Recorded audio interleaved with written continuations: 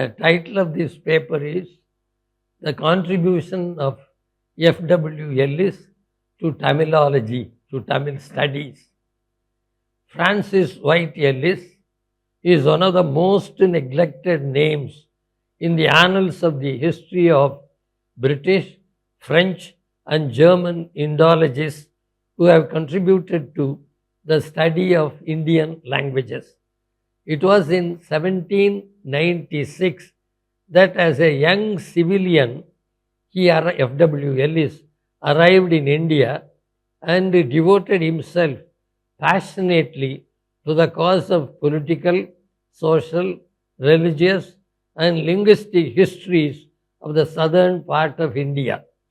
Though as a distinguished member of the Madras civil service, he did superior work. His first love was language, and he set out to learn the 4 main languages of the South as well as Sanskrit. He mastered them so well that he could write short treatises on Telugu, Malayalam, and Tamil for the benefit of the students of the college at Fort St. George, which was founded mainly through his efforts. It is said that he had amassed a vast amount of material, the elaboration of which would have shed a flood of light on the still obscure history of South India, and likewise anticipated much of the knowledge of its philology and literature, which recent researchers have brought to light. But these have not been unearthed till now, and what is more tragic is that he died prematurely in March 1819 during a brief sojourn at Ramanathapuram, where he accidentally swallowed some poison. The Oriental Reading Room of the new Bodleian Library, Oxford University Library, has the manuscript called the Ellis Papers, given by the Reverend Dr. G.U. Pope, which on the first page mentions the original plan of F.W. Ellis as detailed here. He wanted to write a book of this type. Part the first, on the natives by whom the Tamil language is spoken. Part the second, on the Tamil language. Part the third, on the Tamil literature. Part the fourth, on the connection of things Tamil with other languages. Obviously, this challenging task couldn't be accomplished by him because of his untimely death, and the manuscript contains only the introduction to the contemplated book, in addition to English renderings of a few more chapters of Tirukkural, not included in his published work, an essay on the Hebrew syntax.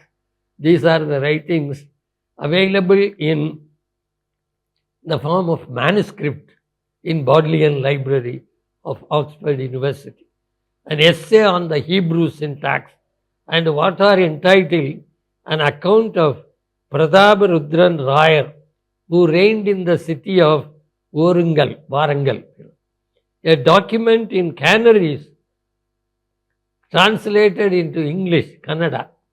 Canaries is translated into English, and a facsimile of the copper grant belonging to the Jew of Cochin. This manuscript alone is enough to testify to his mastery of the 4 South Indian languages, besides Hebrew and Sanskrit, and to his fascination with the subjects South Indian, especially history, philology, and literature.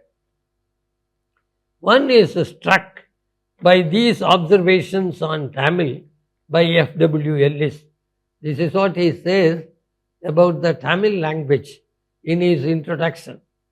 The Tamil is basically connected with that family of languages of which the Hebrew, probably the most ancient, and the Arabic, certainly the most polished, The resemblance in terms includes some of most frequent occurrence and which in all languages are expressed by words of native derivation, appan and amman, appa and amma, or without the termination, ab and are the same as Hebrew ab, Chaldaic ab and the Arabic abu, the Hebrew and the Arabic amu. Appa and amma, the Tamil words, have gone to all these languages. Among the various and excellent works in which the Tamil language abounds to a degree excelled by no Asiatic and by few European languages, none are more remarkable than what may be described as treating on the nature of human existence. That is, Tamil literature alone deals with the nature of human existence in such a grand manner. That's what he says. The various natural forms and the conditions of this human life on earth. He was most impressed with the Tamil didactic literature's concern for life here and now. Commenting on the Telugu script elsewhere, he observes, to give a just idea of the difficulties generally thought to be in the way of imitating the Telunga characters with the types and clearly to point out the easy method of obviating them. How to type words in the Telugu language. He was the first one to give a clue. It will in the first place be necessary to take a cursory review of the peculiarities of the Telugu alphabet. This statement is, of course, followed by a learned treatise on the Telugu letters. Another published work available at the Bodleian Library bears the following title on the front page: 3 treatises on Mirasi right by the late F.W. Ellis, collector of Madras, AD 1817. Blackburn, resident at Tanjore, 1804. Sir Thomas Munro, governor of Madras, 1824. Printed by D.R.L.C. Connor at the Christian Knowledge Society's Press, Church, St. Veperi, 1852. This document may be fruitfully studied by experts in South Indian social history. Ellis's contribution, being the most substantial, examines not only the legal complexities relating to Mirasi right, but also the linguistic subtleties involved in expressing certain laws in English as well as in the South Indian languages, and includes authoritative observations on the usage of certain Tamil and Telugu words and on legal parlance. All this will indicate that he had thoroughly mastered all the 4 South Indian languages in addition to Greek, Latin, Hebrew and Sanskrit. Robert Caldwell, in the introduction to his epoch-making Comparative Grammar of the Dravidian Languages, makes a casual reference to the pioneering work done by Ellis, Stevenson and Hodgson. But as Thomas Troutman in his book Kinship, Language and the Construction of South India observes, that is, Caldwell hasn't done full justice to the work done by F.W. Ellis. Caldwell hardly does justice to the accomplishment of his predecessors, especially to the very accomplished Francis White Ellis. It was Ellis and his association in Madras, in fact, who first proposed the ideas of a Dravidian language family on a very sound basis 40 years prior to Caldwell. He had done it 40 years before Caldwell. He had spoken of the family of languages which was later called Dravidian by Caldwell.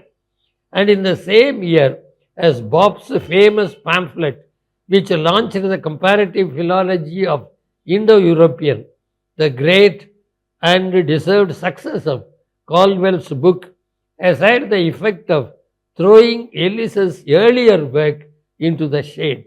But there are other reasons for the limited historical appreciation of Ellis's scholarship as well. He died young, and his papers were scattered after his death.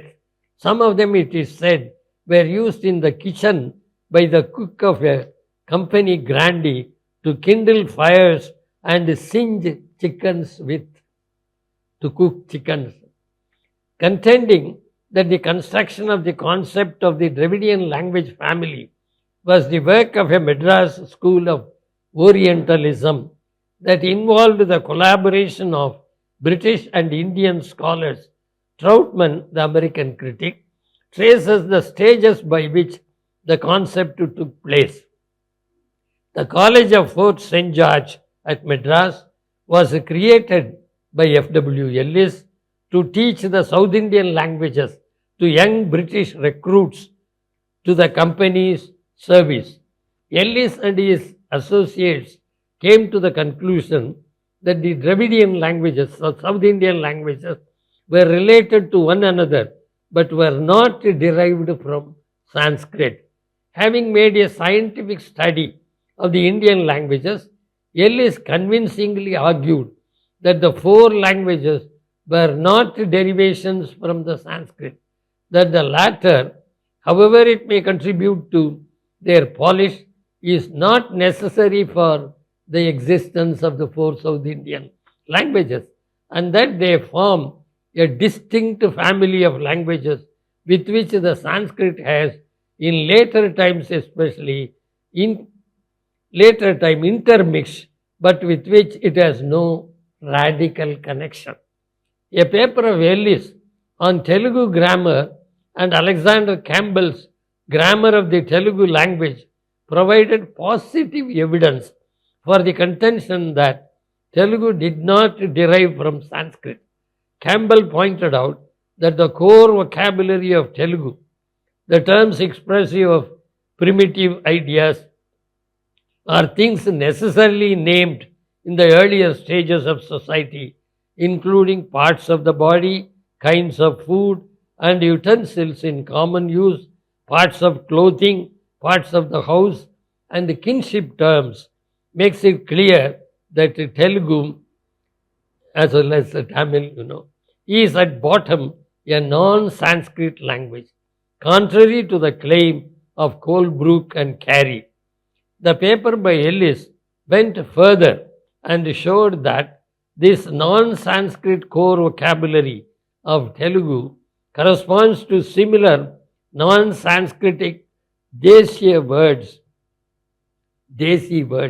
in Tamil and Kannada, thus establishing the commonality of the three languages and their non-Sanskritic character. Also, his work provided the methodology for further investigation of the relationships among Indian languages and peoples. And Troutman rightly says it would be difficult to overstate the difficulty and importance of this achievement by F.W. Ellis. For the Dravidian languages are shot through with the Sanskritic loans from 2 millennia of exposure to Sanskrit, and it is hard to see that this is a later accretion and not the groundwork of those languages. The critical methodological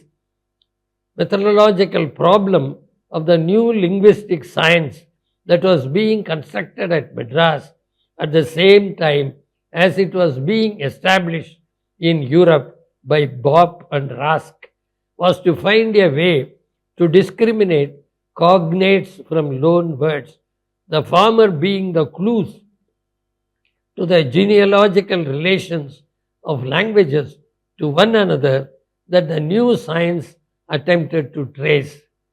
So he says F.W. Ellis may be considered the father of comparative linguistics. Dr. Caldwell only confirmed what Ellis had established. Beyond all doubt, 50 years earlier. Thomas Troutman, in his recent book, Languages and Nations, the Dravidian Proof in Colonial Madras, a sequel to his book, Aryans and British India, he treats as its central theme the conceptualization of the Dravidian family of South India by F.W. Ellis at Madras in 1816, the Dravidian proof demonstrating that the languages of South India are related to one another but are not derived from Sanskrit. Ellis rightly becomes the hero of this book, he says, though the British and Indian scholars with whom he worked at the College of Fort St. George deservingly make their presence felt. A well-researched chapter called Ellis and his Circle in that book presents the biographies of Ellis, collector of Madras, and the senior member of the College of Fort St. George, his brainchild, as well as of his associates, William Erskine, John Leyden, A.D. Campbell, Pattabhirama Shastri, the leading headmaster at the college, and Sankaraya, Ellis's Shrestidar. It was during the first 2 decades of the 19th century, which Troutman calls Ellis's era in Madras, that the government of Madras was actively interested in investigating the languages of South India and in promoting the publication of grammars and dictionaries. Ellis was earnestly involved in the task of providing collectors and judges with a language training. It was he who virtually creating the College of Fort St. George with the objective of giving instruction to young civil servants, served as the head of its board of superintendents. During his 2-decade-long career in India, he served as assistant under the Secretary to the Board of Revenue, Deputy Secretary to the Board of Revenue, Secretary to the Board of Revenue, Judge and Magistrate of the Zilla of Masulipatnam, Collector of Land Customs, and Collector of Madras. Erskine's description of Ellis's scholarship and of his love for Tamil and the Tamils is worth cherishing. This is what Erskine says about Ellis's scholarship.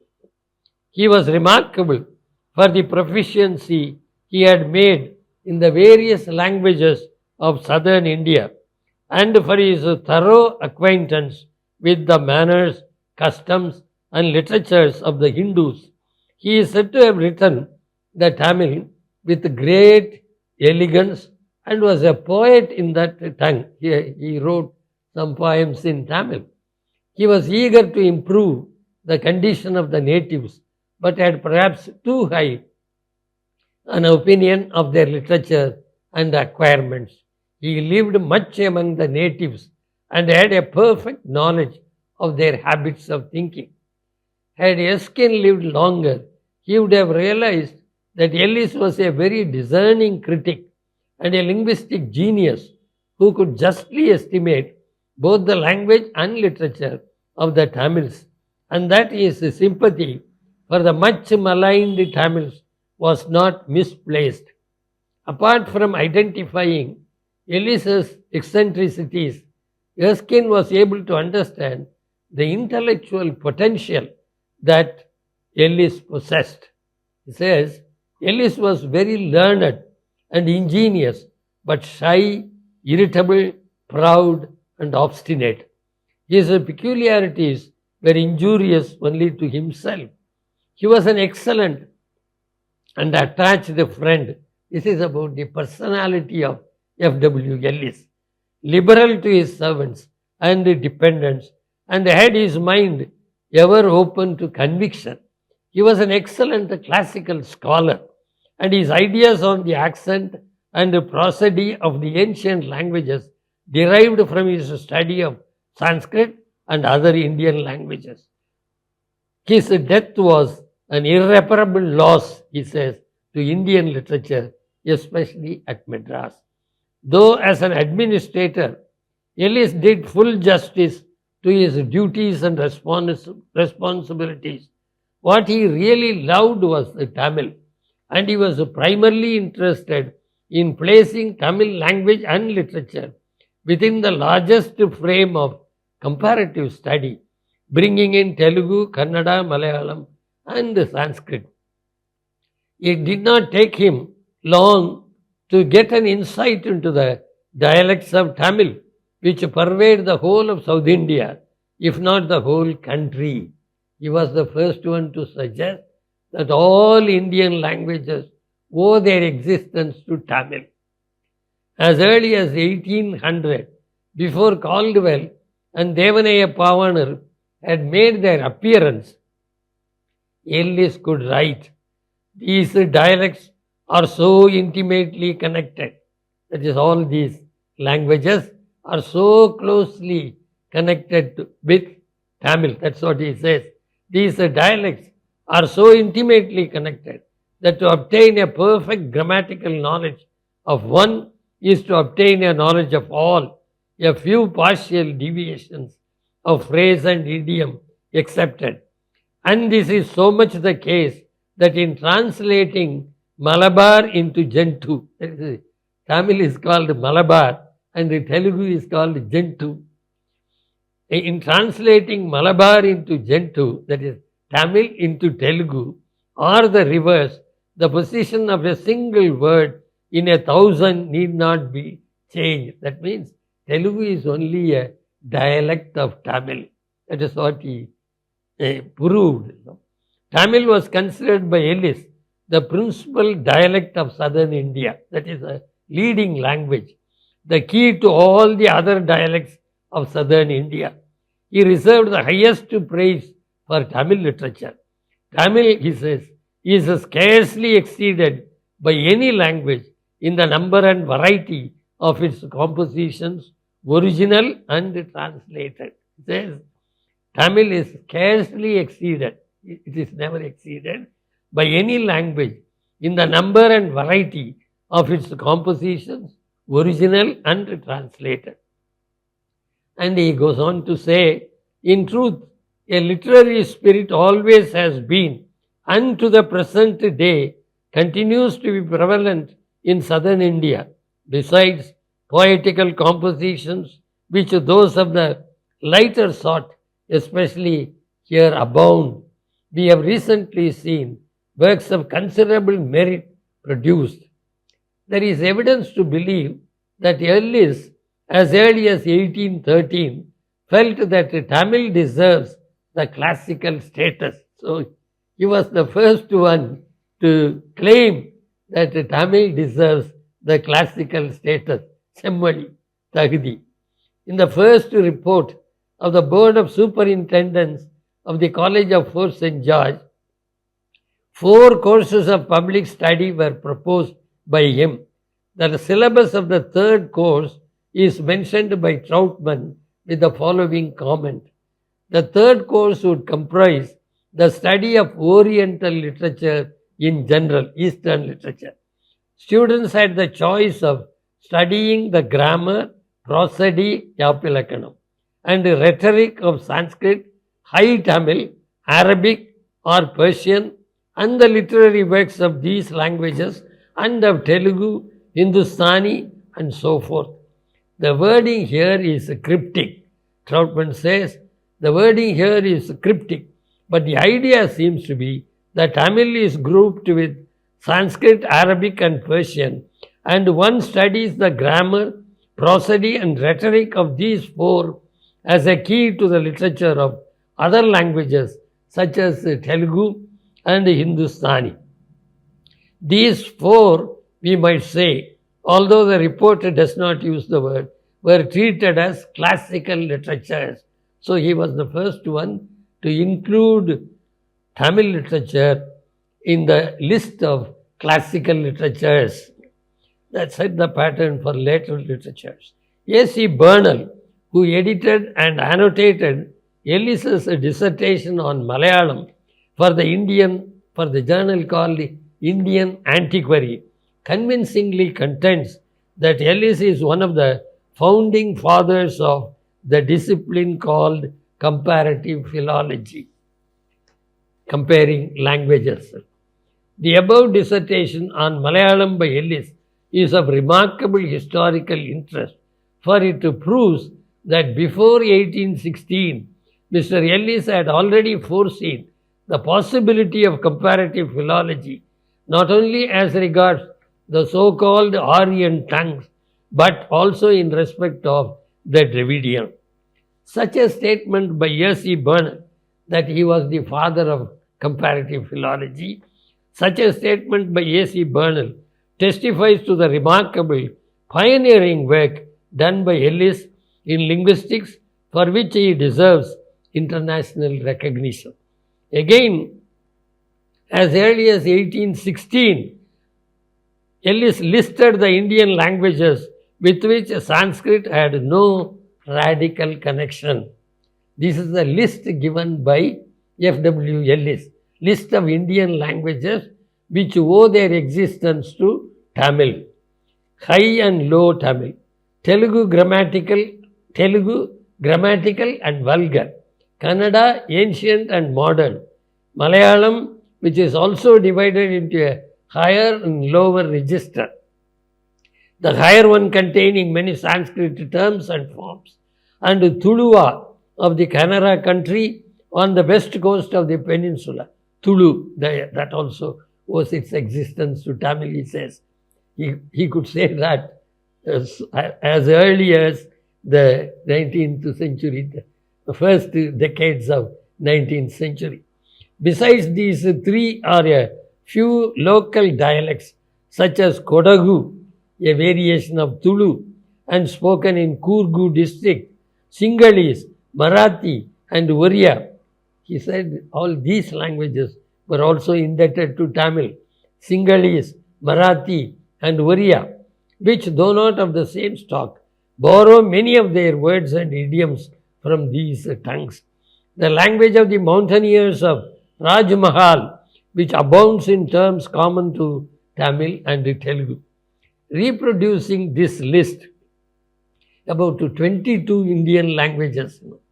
Reproducing this list, Troutman observes that Ellis's identification of Malto, the language of Rajmahal spoken in the Ganges basin, as a member of the South Indian family, the Tamil family, was very acute, and that the inclusions and exclusions Ellis states here are fully in accord with current expert opinion nearly 2 centuries after his piece was published. The one book for which Ellis has to be gratefully remembered by the Tamils is his commentary on Tirukkural, published about the year 1819, filling 304 quarto pages without a title or date. A marvelous fragment, though running to 300 odd pages.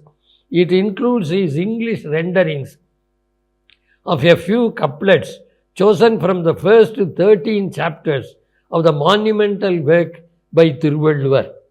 In it, a free metrical version is given of each couplet, that is translation in verse, followed by a critical analysis of the text, and the subject matter is then illustrated by numerous quotations from the best native writers, interspersed with valuable notes and disquisitions on the methodology, philosophical systems, and sectorial tenets of the people. He does all this.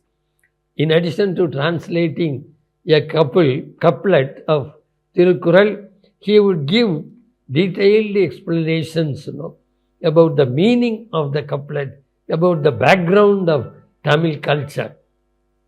If Ellis's translation is arguably one of the best, his comments on the couplets witness to his profound scholarship and keen critical acumen. The very list of works he cites is intimidating. That is, the quotes that he gives from Tamil literary writings, classical, Tolgapiyam, Purananuru, Naladiyar, Nanmanikkadigai, பழமொழி, ஏலாதி, சிறுபஞ்சமூலம், இன்னா 40, இனியவை 40, Aranericharam, Acharakkovai. These had not been published during Ellis's time. So he had read only the palm leaf manuscripts.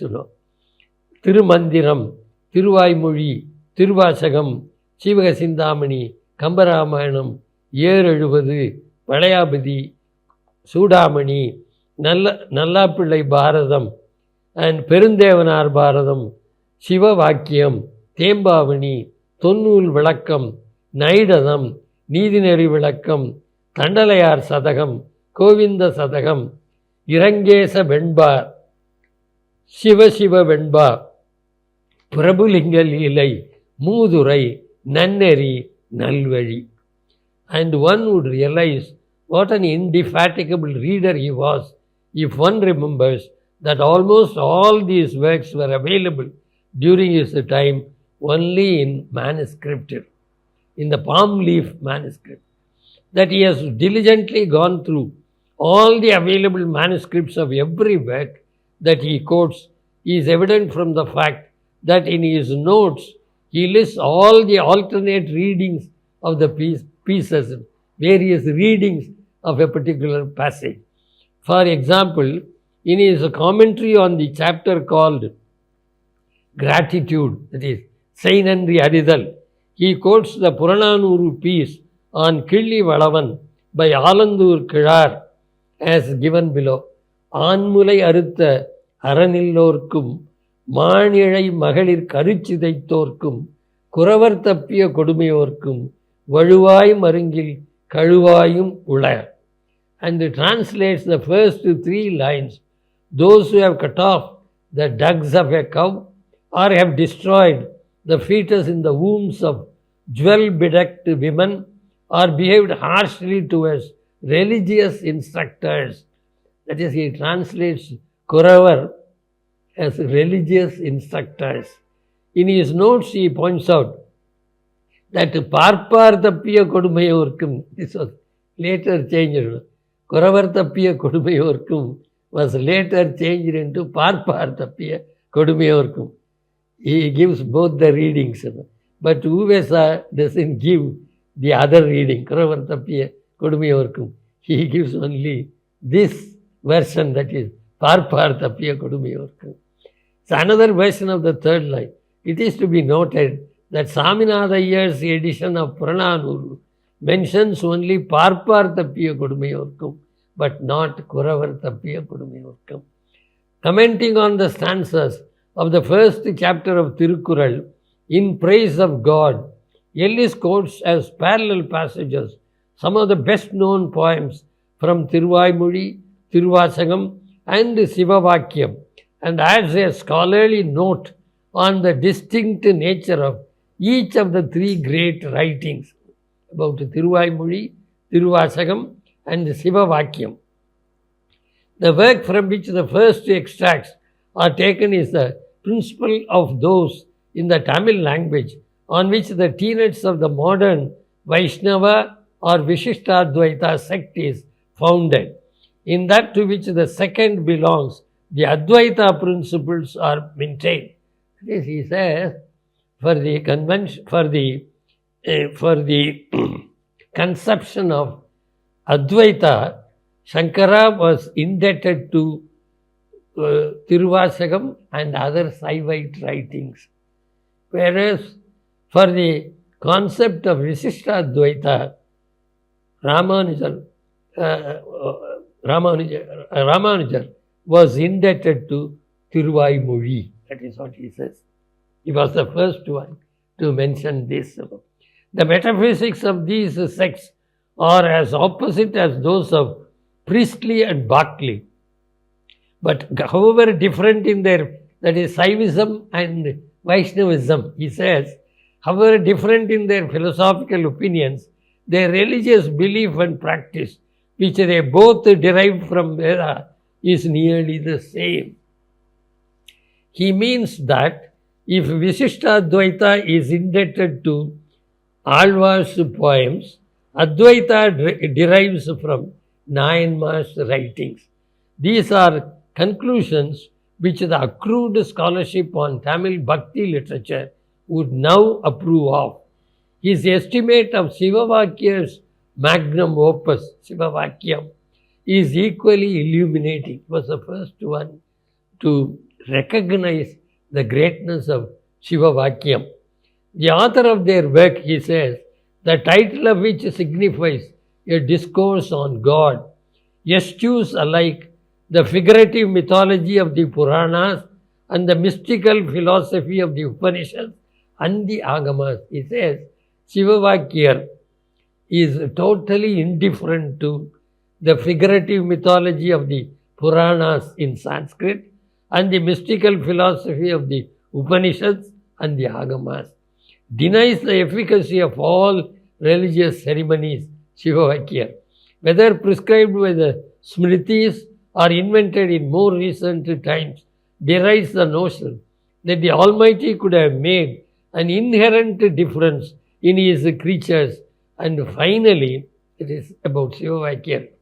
Finally, with the doctrine of the metempsychosis, rejects most of the dogmas believed by the various sects of Hindus. The illustrative examples he quotes from Sivavakyam include the following stanza. He was able to identify the best poems, best stanzas in all these Tamil classical writings. Ariyamalla, Aranumalla, Ayanumalla, Appuram, Karumai, Venmai, Semmayim, Kadandu Nindra Karanam, Periyadalla, Siriyadalla, Pennum, Anum, Allave, Turiyamum, Kadandu Nindra, Tura, Tura, Durame, which is explicitly rendered in English by F.W. Ellis as it is not Ari, it is not Aran, it is not iron, far beyond the black, the color of Vishnu, the white, the color of Shivan, or the red, the color of Brahma, source the everlasting cause. It is not great, it is not small, neither is it male nor female. Beyond every state of corporeal being, it is farther, farther, and farther still. All this is spectacular testimony to Ellis's proper understanding of the Tamil text and of the diverse Hindu sects. Examining Parimeladaga's exposition of the Sankhya school in his interpretation of the couplet, Suvai Oli Uru Osai Natram, என்று ஐந்தின் வகைதறிவான் கட்டே உலகில். Parimeladaga's explanation of this stanza. Now Ellis has his own comment on this. This is the doctrine taught originally by Kapila Maharishi, but according to Patanjali, the founder of the school named after him, which is a reformation of the Sankhya tenets. Notion proceeded from the operation of spirit on primitive matter, by which active nature, the immediate cause of creation, was produced. The whole reasoning of both these schools, it will be observed, rests on the assumption, which has obscured the philosophy of all ages, that matter is essentially homogeneous, that there is a substance into which all other substances are resolvable. The inductive inquisition of the moderns has proved the reverse of this and shown that he points out the defect of the Sankhya school of philosophy. What was previously mistaken for simple is compound, and it must be admitted, in opposition to the subtlest deductions, that all reasoning as to the material origination of the universe must, if true, coincide with the results of experimental science, before the light of which all the theories fade to nothing. This is indicative of Ellis's close examination of the ancient schools of Indian philosophy. Indian mythology is not left untouched by Ellis, though its vastness and intricacies are beyond the reach of many Indian scholars themselves. The Kural in praise of ascetics. ஐந்தவித்தான் ஆற்றல் அகல் விசும்புளார் கோமான் இந்திரனே சாலும் கரி. Now his interpretation. Accounting for the difference, Ellis adds that the Jains do not admit that a devotee possesses or would exert the malignant power ascribed to the imprecation of Gautaman, and that in their view, Valluvar could not intend to include under the term Neethar or Thuravor any person who, like this sage, was still in the state of marriages. That is, he gives his own interpretation of this couplet, challenging the interpretation given by Tamilology. Instances of this nature can be multiplied to show that Ellis has brought to bear upon his incomplete translation, done as early as 1812, a scholarship impressively wide-ranging and a knowledge of Tamil literature incredibly profound. G.U. Pope, Reverend G.U. Pope, who handed over Ellis' papers to the Bodleian Library in Oxford. It was G.U. Pope who took the manuscripts left by F.W. Ellis to Oxford University and kept them in that particular library. Otherwise, they would have been lost. Felt that Ellis's text being often incorrect had not had the benefit of careful revision. But about the translation, Ellis's translation, Asher says, the great scholar, R.E. Asher, in his notes on F.W. Ellis and an unpublished fragment of his commentary on Tirukkural, presents the text and the translation of some of the Kurals with Pope's version by way of comparison, and concludes that more careful revision might have improved some of Ellis's translations, but on the whole, they read better than Pope's. That is, his Asher says that Ellis's translation of Tirukkural couplets is better than G.U. Pope's translation. In all the three areas of linguistics, translation and literary criticism, Ellis's work is impressive as the work of a pioneer of great historical importance. But what is remarkable is that it could rise to the level of a model for all future generations of linguists, translators, and scholars. The work that he has left would serve as a model for all the three groups of scholars, linguists, translators, and scholars, to follow with admiration and reverence. In fact, he has proved to be a mighty challenge to the later translators of Tirukkural. It is the duty of Tamil scholars to recognize the value of his service to their community, language, and literature, and to project him as one of the best of our cultural ambassadors the West has gifted to us. Thank you.